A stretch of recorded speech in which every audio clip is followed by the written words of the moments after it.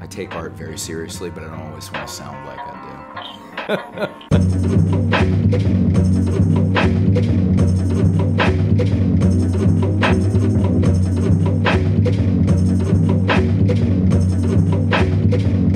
The summer of 1989, which was the summer after my freshman year at RISD, I was working at a skate shop, and to supplement my very meager income from the skate shop, I was making a lot of homemade t-shirts of different bands and skateboard company logos. I had a friend who wanted to learn how to make stencils, so I looked through the newspaper and found a picture of Andre the Giant and said, "Why don't you make a stencil of this?" And he said, "No way, I don't want to do Andre the Giant, that's stupid." My response was, "What are you talking about? Andre the Giant's gonna be taking over."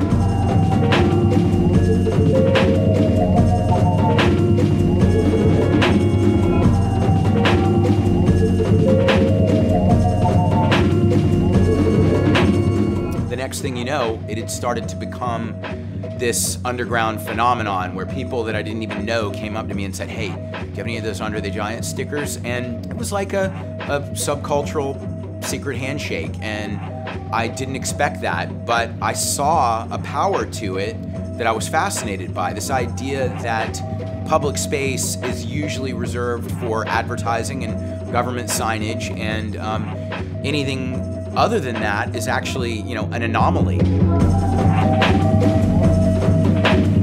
But it wasn't so much that the sticker was anything special. I think it was the process of dissemination, and then my understanding that placing something in unusual spaces that is memorable has a power. And I decided, well, I've already accidentally stumbled onto something and done some work with it. I should take this and evolve it.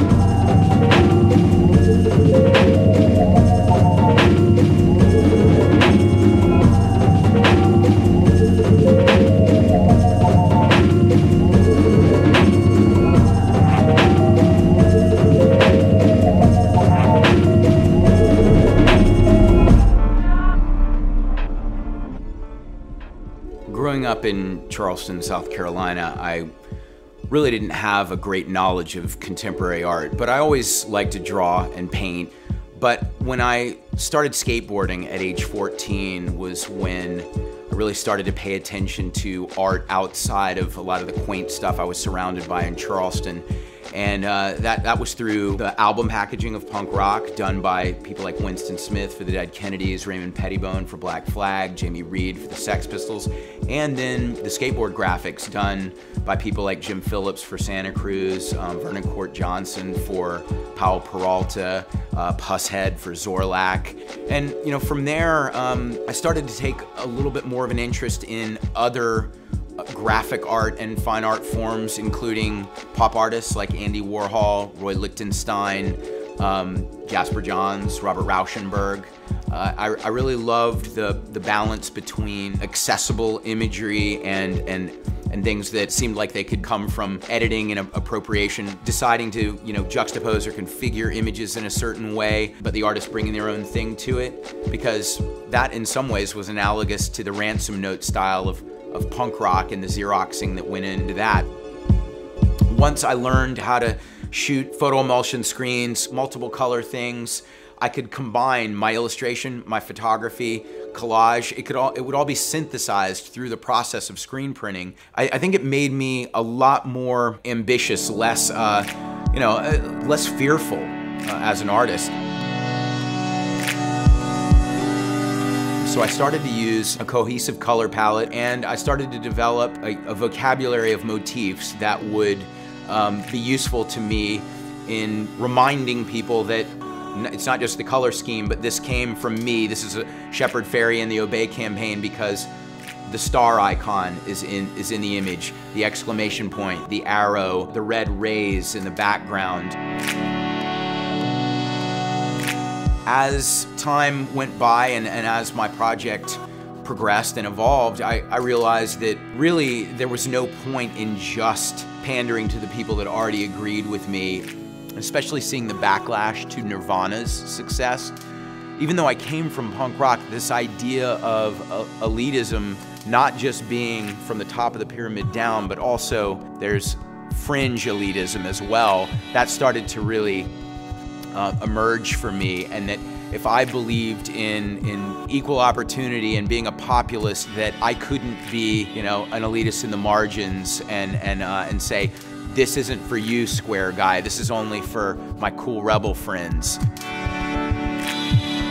The best art, I think, makes the world feel a little bit less terrifying. It makes things feel a little more intertwined.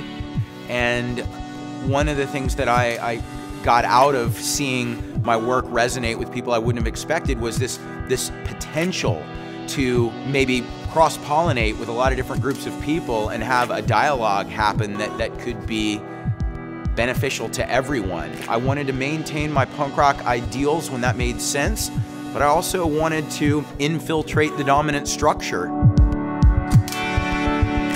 This idea that a picture can be the thing that hits a viewer in the gut, that makes their head follow their heart, is such an important concept in my work, that no matter what I'm doing, I like the idea that someone can't resist the visual allure of an image, and even if it doesn't align with their political predispositions, that the image itself will be beckoning them to mull it over.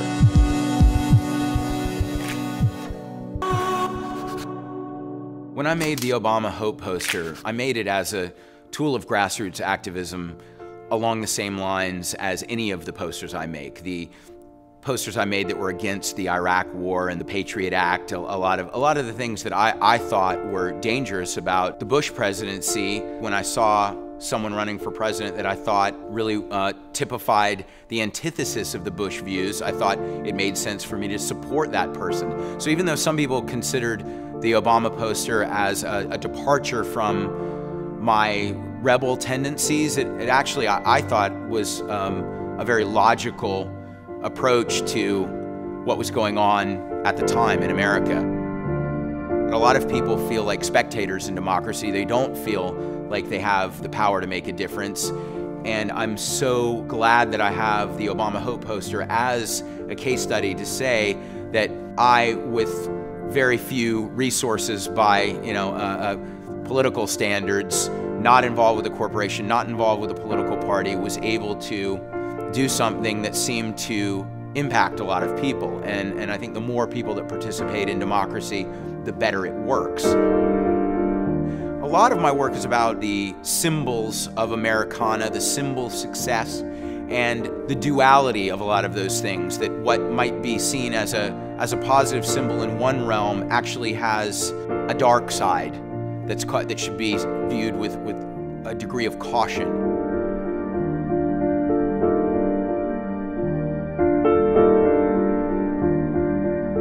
The iconography of America is something that I like to celebrate visually, but it's also, I think, very ripe for symbolic critique.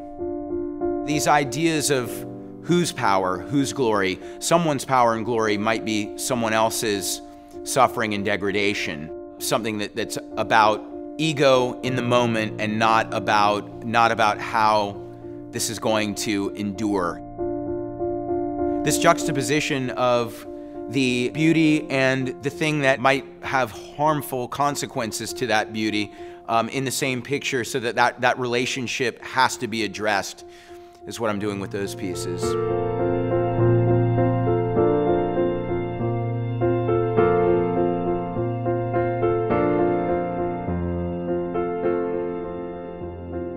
I'm making work that I think may or may not inspire someone to reconsider their position on something, but if I don't put it out there in public, I think it has less likelihood that it will make a difference. You know, the impact of stumbling upon a mural or an illegal poster or a stencil, there's a little bit of that energy of the act of defiance, or the act of execution on a large scale, the ambition, that I think transfers to the viewer in a way that's different from the experience on the internet or in an institution. I have to be an optimist that every action makes a difference. And public art, I do think, impacts people sometimes very profoundly. And sometimes it's it's a hostile response. But anything that stirs the debate, I think has value. I think the role of my favorite artists in society has been to give people things to dream about and reflect upon, so to escape and to engage simultaneously, bring pleasure and provocation potentially simultaneously. It's when you have a clear head right before you go to bed and you're open to reflecting upon things honestly. That's the moment when we need to all have some art to be able to think about. Everyone knows how they feel when they experience great art, whether it's music or writing or visual art, that it transcends the petty side of humanity. There's something great about it, and I think that the more of that, the better. The less that's about producing widgets on the assembly line monotonously without any space to dream, and the more dreams that can be fulfilled. You know, that's where artists really fit in, I think.